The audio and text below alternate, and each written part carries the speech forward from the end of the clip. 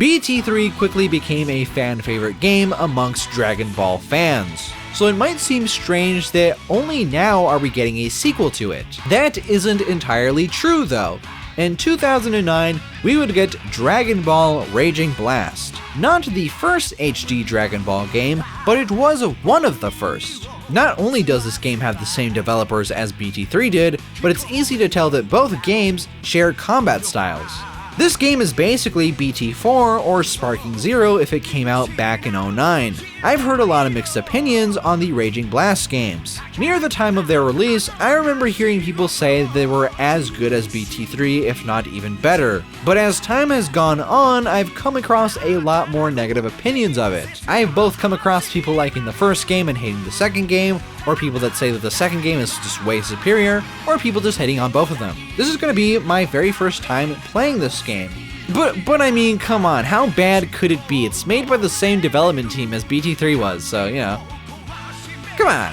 Right away, I want to mention that I'm not going to be able to understand this game as much as I did BT3. I have been playing that game for over 10 years, while this one I've been playing for a few months at the most. Although they are very similar, there are noticeable changes to the game's controls that limit what I can do. My BT3 knowledge can only take me so far. So let's start off with being mostly positive. Well, we're starting positive because later I don't become so positive. So before I get all pissy, let's jump right into the story. The way they approached it this time is a mix between BT2 and BT3. There are more mid-story elements to the battles like in BT3, but we also have a large number of battles like in BT2, which means that some of these battles aren't necessary at all. The Raditz vs Goku fight at Kame House is back, except this time it makes even less sense because Kame House isn't even a stage in this game, and we're also fighting Kuririn for some reason. Then there's that one where Kuririn fights Vegeta on Namek.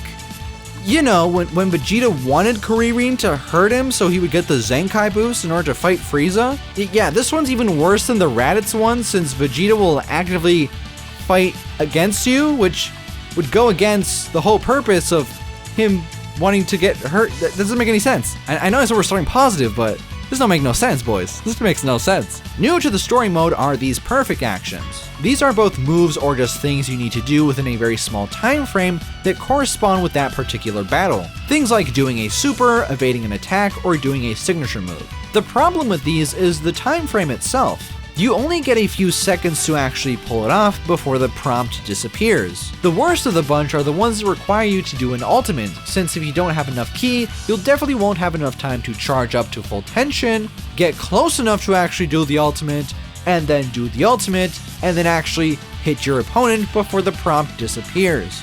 You basically have to know ahead of time that the ultimate prompt is coming up, and you gotta prepare beforehand. Perfect actions are also very annoying when they ask me to do a super that I had just done right before the prompt showed up, or if the prompt shows up in the middle of me doing the move and therefore it doesn't actually count. Now, perfect actions are only for extra points at the end of the mission, so it really doesn't matter that much, but it's still kind of annoying when I can't get these things because I want to feel like I'm fighting in the anime.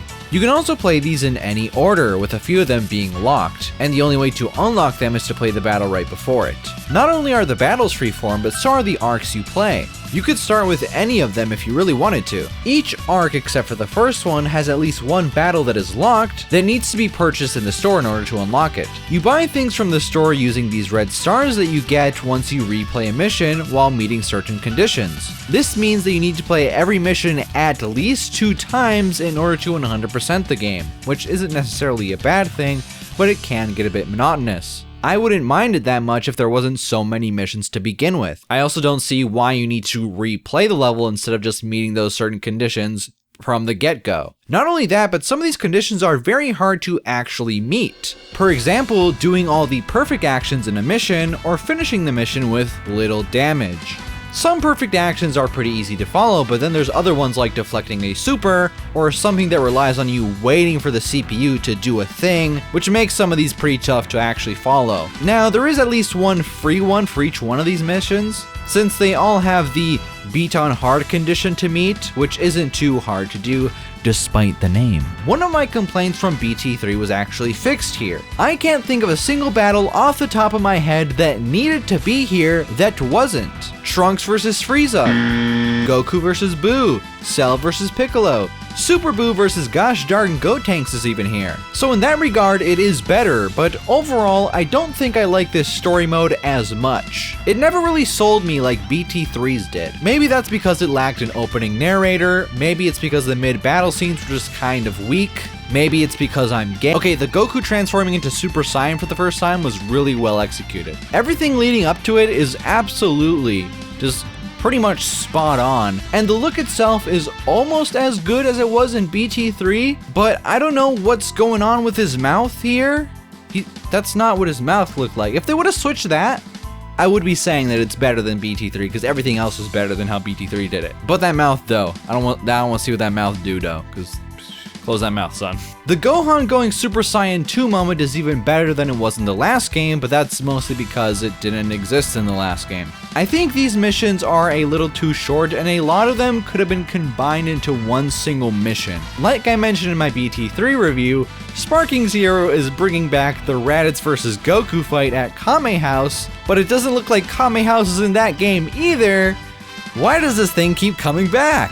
Alright, let's now get into actual gameplay. Although minor, the differences make it so that muscle memory can't just take over for me. Even after I stop myself from trying to play with the old controls, things are still not ideal. For starters, in BT3, you would move very slowly if you just use the left analog stick. To get a move on, you would have to press X while doing so. Here, the stick gives you the quicker movement from the get-go, and pressing X gives you a more advanced version of the dash. The problem comes in when you get very close to the opponent. It will automatically slow your movement down once you get about 10 feet from your opponent. As long as you keep moving, it won't happen, but if you stop, and then go again, you'll get the slower movement. Simply hitting X without moving the analog stick at all will have you dash right towards your opponent. This will happen at any range, even if you are right in front of them. This wouldn't be a very big deal if the wind up to the dash wasn't so long or if you could cancel out of it. But it can be very annoying, especially if you're punished for doing so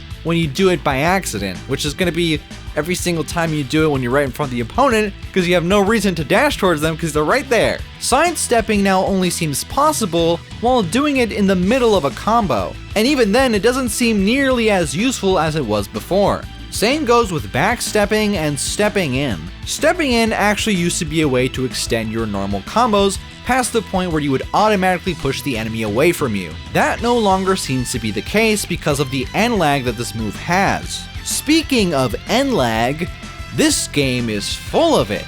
Now, looking into the training mode, this game calls this stiffness, and there's a way to get around it via cancels. On paper, that's fine. Actually, that's great, because cancels, from my understanding, weren't in BT3. At least not the way they were in BT2. This is until you actually read the training section on this and find out that the game goes, I don't know how to do cancels with all the characters, or we're gonna teach you how to do one cancel with Gohan, you go figure out the rest for yourself. That. I would get it if this was just a way to extend the normal stuff that you could do, but some moves now are counterproductive to do because of all the end lag. No joke, some characters' smash 1 attack cannot be followed up upon because the opponent can turn around before you have the chance to do anything. Come on, what is this? What's the benefit of turning the character around if he can turn back around before I can even punch him without doing a cancel that the game won't tell me how to do? Am I wrong? Leave it in the comments down below. Am I just a fool? Does the game do tell me and I missed it somehow? Leave it in the comments down below. I still think it's stupid even if there is a solution to this, because this problem wasn't in the last game. As a matter of fact, enemies seem to be able to turn around a lot of the time, even when I'm actively hitting them, which should prevent them from doing anything, especially turning around. This is especially noticeable at the beginning of battles when I go behind my enemy, because I think that's going to be an advantage to me, and it's not. Speaking of smash attacks, all the characters have the same ones this time around. Smash 1 is the Rolling Thunder, Smash 2 is the Ki Cannon, 3 is the flying kick, and 4 is the heavy finish, or the gut punch as I like to call it. Since everybody has the exact same thing, some of the originality amongst the characters is lost. I'm surprised that BT3 was the game that people said that all the characters were the same, and not this game. Birder, for example, is a lot more straightforward to play. Before, you had to chain his combos in the correct order to get some good out of him, since if you did the same move 2 times in a row, you would push the opponent away from you and lose the combo. This was something that was very easy to do with Birder, since most of his button combinations led into a flying kick. So you would have to step in at the right time, gut punch at the right time, and leg sweep at the right time to get the most out of him. Not necessarily in that order, but you get the idea. Now though, that's not a thing that you need to worry about. You might think that makes the game better, but I disagree. Since there are only 4 moves for every character, some of the more unique moves got lost, like this blast thing that Vegeta used to be able to do. Some characters can chain their attacks together in ways that other characters can't despite all the moves being the same. Vegeta can do a Smash 3 attack, and if you hold the triangle through the whole thing, he will follow up with a fully charged Ki Blast. And honestly, that's like the only one I've really noticed. He's not the only one that can do that. There are a few more that can, but most of them can't. For some reason, they've made it a lot more difficult to actually maintain the hit counter this time around, and I have no idea what the new conditions are for keeping the hit counter on screen. BT3 was already pretty strict with when it would drop the hit counter, but this game takes it to a whole other level very unnecessarily. Chaining smash attacks won't work, at least it won't work most of the time. I'm guessing you have to do cancels in order for it to work, but I have no idea because the game didn't tell me how to do cancels, they just told me that I could and to figure it out. And I just don't see the benefit of this change at all. It's simply making things more confusing for returning players.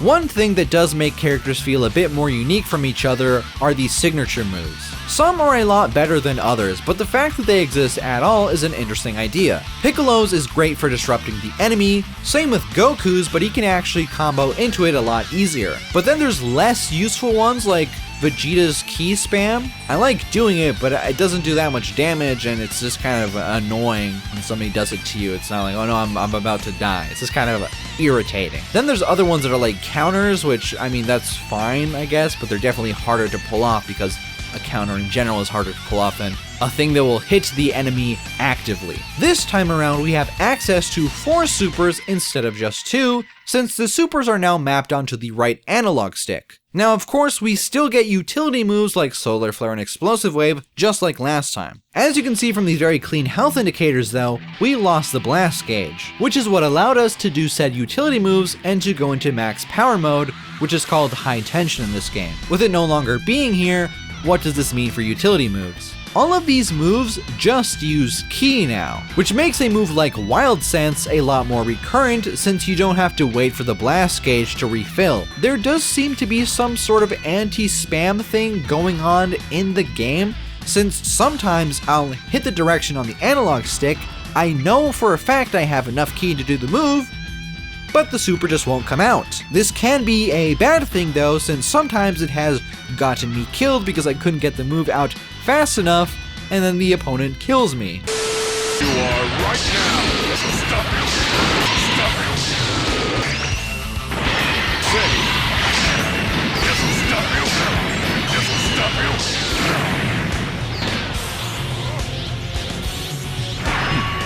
On a semi-related note, there is no good reason why the CPU can do these moves while I'm actively hitting them, but I can't when nothing is preventing me from doing so because, I don't know, some sort of anti-spam thing that isn't very clear at all. Another thing that I noticed that doesn't work in this game is that in BT3, if you were slightly below the opponent and you tried to hit them, the game would make the difference and put you right in front of the opponent. Here, that doesn't happen 99% of the time, because after writing this, it happened one time, and it just makes me even more confused why it doesn't happen all the time. I know it seems so minor of a thing, but it just makes me have to spend more time hitting the ascend button, and while I'm doing that, I'm gonna get hit by the opponent. The game in general just feels less snappy than the last. I really hate that at times, even though I'm actively hitting my opponent like I mentioned before, they still manage to interrupt my attacks. Even doing a move like this just feels slower than it was in the last game.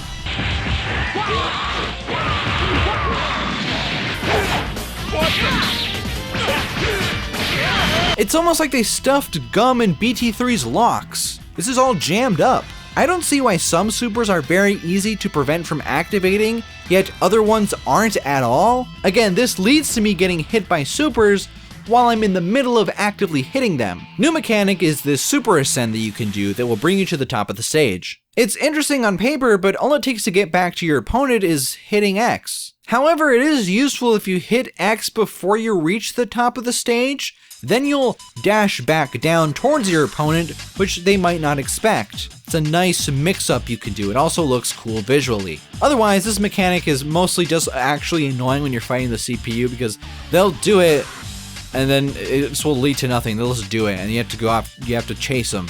It's just annoying. Which I understand isn't an argument, but I'm not making an argument right now. I'm just saying I don't like it. It's not a good or bad mechanic because of that, but I just don't like it. It's interesting. It's an interesting concept, but it's just, if you could do it in reverse, if you could go straight down to the ground in the same way, then there'd be like a little more variation there. Not much, but a little. But also, since the camera work is more or less the same as last time, but actually somehow it managed to be worse, you can't really see the enemy when they're above or below you, even though you know they're there. This is more important to combat than it may seem, but a lot of the times, I can't see the opponent, I don't know what they're doing, and I get hit by a super. And since we're on the camera, bro, I don't know what they did to this camera. If you're stuck, if the camera can get stuck, like it's, I'll say it, when it gets stuck on the wall, it's worse than Mario 64. It's a lot worse than Mario 64. Because at least in Mario 64, I'm not fighting an opponent. I'm just trying to jump on the Goomba. Here, I can't see what the opponent is doing. I don't know if I should block, if I should go out of the way. What should I do? Now you might say, oh, just press the buttons. It doesn't work like that. It doesn't work like that. I tried it. It doesn't work like that. The way the camera worked in BT3, where it made you transparent so you could see what was going on, perfect. Here, the camera just kind of like gets real close to you and you can't see jack. I don't know why. I don't know how they messed this up. It's very annoying, especially in that small cave map where everything is like, you're like always very close to a wall at any moment. It's terrible. Now, all these feelings most likely come from my experience with BT3 because I already have muscle memory, like I mentioned before, a very good feel for BT3, and this is obviously very similar, but it's different enough where it feels wrong. Maybe if I didn't come in with any experience from BT3, I wouldn't even notice this stuff. These things aren't necessarily inherently, fundamentally, otherly a bad thing in the games, but they are though. Actually, I take that all back. No, it's worse than BT3, and this is an indirect sequel to BT3. It's the same developers. It's a similar styled game. It obviously is building upon BT3, and they did a worse job in my opinion. But if I hadn't played BT3, I wouldn't have noticed that, and I don't know if somebody that hasn't played that game would come to the same conclusions that I have of like, oh, there's a lot of end lag or like this or that, the things that I brought up. I'm not sure because I've never heard anybody else say this. But then again, I've never heard anybody else talk about BT3 the way that I did unless they're like a competitive player. So, you know, Bob's your uncle. Doesn't really mean anything that I haven't heard about it. I sadly grew to dislike this game more and more as I played. Yeah, that I wasn't expecting that at all. It's actually kind of a bummer. Besides all the problems that I mentioned already,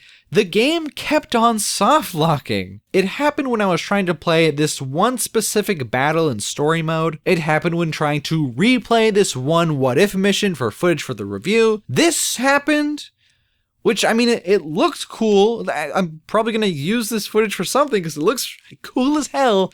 But come on, dude. And it happened a few other times while playing other game modes. I don't know if it's my disc that's messed up or what's going on, but it only added to my frustration that I already felt towards this game and kept me from getting this video out a bit sooner. But every time it would happen, it would make me go, yeah, I don't want to play this game because I already have problems with when it's working fine and then it does this. It's like, oh, I don't want to get this thing out of my PS3. We also have other modes. The tournament mode is a lot less interesting than it was last time. It doesn't have all those other variants like it did in BT3, and you can't even get ringed out. Why? This is something that like a 10-year-old me would have loved, but 10-year-old me was dumb. Ring outs are based. and I like them. Is it like an option that you need to turn on? I'm not even going to turn on the PS3 to check while I'm writing this or while I'm recording the script, because I just don't care anymore. It should be the default option. The fact that it isn't is cringe. Get better at the game, O9ers.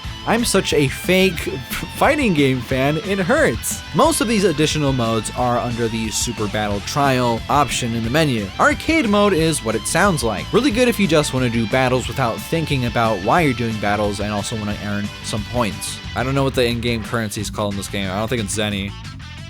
I don't know.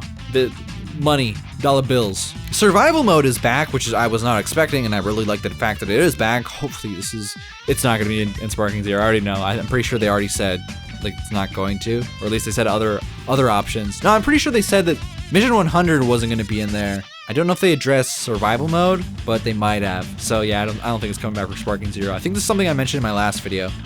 But now I'm like, yeah, it's not going back for Sparking Zero. But so many other things are coming back, I don't even care. But anyways, let's talk about this freaking game. Survival mode is back, although it lacks the preset variants from before. Here it just seems like you pick the character you want to play as, and then you get thrown a random assortment of characters at you. But I don't know if that's how it works. I don't care to check. It seems like that's what's going on. Time attack has you fighting 5 opponents with very low health to see how fast you can beat them. KO attack gives you infinite health and ki, and will throw enemies at you for a certain amount of time, and your goal is to take out as many as you can before the time runs out, which I don't think you can actually see the time on screen until it's about to end, I think. Am I remembering that correctly? The timers are weird in these game modes, like sometimes you can see them, sometimes you can't. Destruction battle has you fighting an opponent in the city, and you get more points the more buildings you destroy.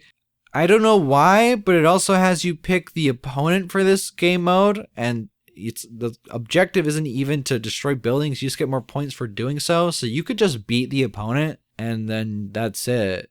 So, I don't know, it seems kind of boring. Maybe they should put like more buildings in the level for this mode specifically, and like make, you know, something. It's just a normal battle, and you get extra points for destroying buildings. But you don't even have to like destroy all of them under like a certain amount of time. It's just you get more points for doing it. It's kind of stupid. Interesting idea in concept. The execution is terrible though. Well, not terrible, but it is kind of like I'm not replaying this ever.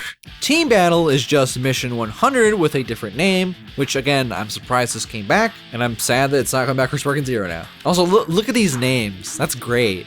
That's a great name, I like it. Extreme Battle is just like Rank Battle, which you could play in BT3 using Disc Fusion, though here the enemies are jacked up in health and there's a lot less battles to do, thankfully. At first I thought this was going to be done and over very quickly, but hell no. The CPU is jacked up not only in health, but also just in general. Some of them will gain ki if you knock down one of their health bars. This means that they can go into high tension by being punched in the face. Others seem to not use any ki at all while doing super attacks, which leads them to spam because duh, why would they make that a thing? And others seem to do both of those things, and they will also block most of your attacks. You know what sucks? Having to hit exit at the end of a battle, having the game ask you if you want to exit game mode, and then having that be the way to fight the next battle in the same game mode that you're still playing. Why do I have this try again option if I win? The only reason why I want to retry the battle is if I lose. If I win, I obviously want to proceed to the next battle. Why is this a thing? Who did this? Fire them. Now sadly, although this is kind of a good thing in theory, but sadly, each character has their own rank, so I could be at the very top with Majin Vegeta, but if I want to switch to a different character, I gotta start all the way from the bottom. Was this fun? I mean, a little, but all the problems with the gameplay really held it back for me. And I do think the damage the CPU does is just way too much. It's a little overwhelming and not in the good way. Like, it's challenging for the wrong reasons. But in theory, I like this. I would like this to return for Sparking Zero. It's not going to, I don't think, but yeah, in theory, this would be cool in Sparking Zero. Something similar if they just like tone down the if they would tone down the we're gonna block everything you do, and also my supers don't cost ki to do. Also, if you punch me too many times, it's gonna go to high tension and do an ultimate on you. If they remove that stuff and switch it for something else, this would probably be really good. And the last option in this thing is just this punching mini game, which is fine. It's very not offensive. It's a nice little time sink, I guess. Angry Canadian, what are you saying yo at me for, my brother? Customization is back, but it honestly doesn't seem nearly as in-depth as it was in the last game. Maybe I'm wrong, but it seemed like you just have less options in general. It does let you change out supers, so instead of having multiple versions of the same character, you now just have one version and you can switch out their moves to match the period you want to match better. This is also great because if there's a super that you just personally don't care for, you don't need to use it, you can just switch it out with something else. I've already mentioned it, so let's get into it very briefly here. The roster. It's a big downgrade from BT3 in terms of the actual quantity, but it's not bad in general. Yet again, most of the characters that you would want to be in this game are in this game. It's sad though that this is one of the few games, if not the only game, at least in this like 3D arena style, that is called Dragon Ball and not Dragon Ball Z, and it doesn't feature any characters from the original anime. Where's Kid Kuririn? Give me Kid Kuririn. This is also when GT started to get left behind for some reason. This is an 09, I don't know why, it was like a licensing thing, I don't know why. Personally, it's not a big deal for me, I don't really care that much for GT. The designs are cool, but I don't care about the characters at all. So I honestly almost didn't even notice their absence until I sat down and started thinking about it. I think like the biggest roster oopsie is probably Ultimate or Mystic Gohan, whatever you want to call him. He's not in this game, which is strange, but not the biggest of deals, I guess. Freaking Kid Goku not being here is a bigger deal, actually. We do get 2 new What If characters, though. Those being Super Saiyan 3 Broly and Super Saiyan 3 Vegeta, which are pretty cool. I don't know why these got in the game, but it's cool that they're here. I know my brother AJ probably likes seeing Vegeta in Super Saiyan 3. AJ, am I right? AJ, you watching this video? You ain't watching this video. AJ's not watching the video, but that's okay. I still like him. I still love him. Unless he is watching the video and I just got proven wrong. Prove me wrong, AJ. Now, this game actually predates the whole what ifing of the DBZ series that would happen in some of the games that would come out later. So it's kind of ahead of its time in that way. In a very small way, though, because there's just 2 characters and that's it. But you could probably trace a line between this game and like the Xenoverse stuff with it changing and being able to make characters and all that. Maybe, probably. I am very, very surprised that the battle replay thing made it back into this game. Again, it's a very small thing, but it's greatly appreciated. Can we thank Halo 3 for this being in the game? I mean, BT3 came out in 07, and that's the same year that Halo 3 came out. Did Halo come out in 06? No, I'm pretty sure it came out in 07. Can we thank Halo 3 for this? I'm gonna say we can. It's a shame that this will never come back to Sparking Zero, though. I made that video. I put out that video like a week, and then somebody saw that we are getting that back for Sparking Zero. It's crazy, dude. I said in the video I was gonna shit my pants or something. I literally sat there like 2 minutes in silence, just looking at the screen, be like, it's a thing? Really? Watch it not being in the final product. And this part of the video aging poorly. But yeah, that's the end. That's the end of the video. Thank you all for watching. Hope you all enjoyed. I didn't feel like setting up the camera, but I'm not setting up the little goofy thing that I did last time, so we just get nothing. Just get some gameplay or whatever's on screen right now. If you got to the end of the video, please leave it in the comments down below. I want to know how many people actually watched the whole thing through. Next video, it should be, no, it's either going to be Minecraft or it's going to be the Marvel vs. Capcom collection, because that's coming out in 2 weeks from now. So next week, as you're listening to this, unless this video gets massively delayed, I'm gonna make a video on that because it's topical. Like the video, don't subscribe. There's no point in subscribing. Don't subscribe, but like the video. Also, in the comments down below, let me know what other videos you want. Let me know what other games you want me to review. I'm not obligated to do anything you tell me, obviously, but I want to hear some suggestions. If there are games that I've never played, maybe I won't do them, or maybe I will. I don't know. It just depends on how I feel. Anyways, peace out. Bye-bye. For example, doing all perfect actions in a mission or Angry Canadian. You interrupted my fucking thing.